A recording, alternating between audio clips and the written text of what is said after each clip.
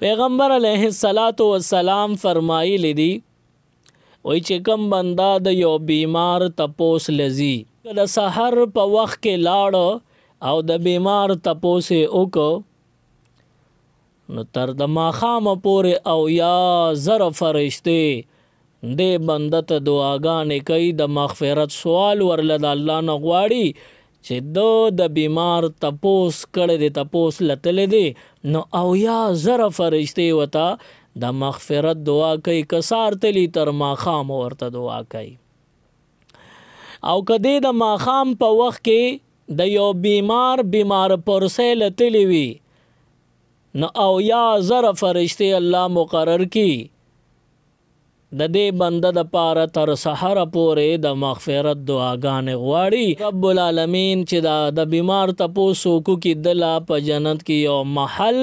او یو باغ متعین کې وي دا به د بیمار پرسې په بدله کې دله ورکوم چې د بیمار تپوس لراغلې پوښتنې او عیادت لراغلې دله به په جنت کې دا محل ورکوم نو معلومه شو د بیمار تپوس کول دا دنیاوی معامله نه ده دا اسه غم خادي نه ده د بیمار تپوس کول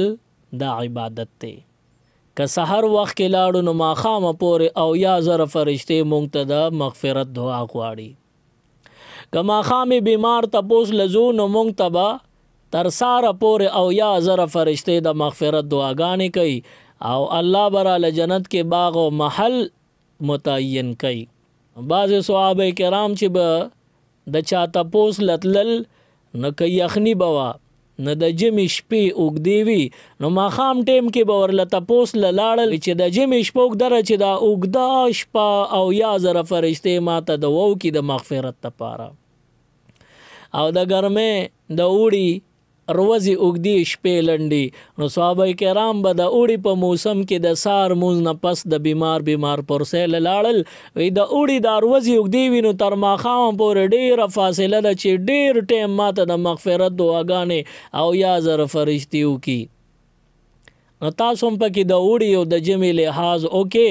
او دا د دنیا معامله نه ده چې ګنې دا غم او خادي ده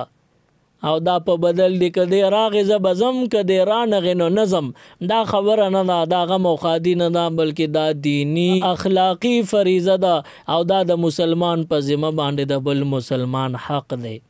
मजीद Islamic videos देखने के लिए हमारे YouTube चैनल दीन और दुनिया को ज़रूर सब्सक्राइब करें और बेल आइकन ज़रूर प्रेस करें ताकि हमारी हर एक वीडियो की नोटिफिकेशन आपको मिल सके।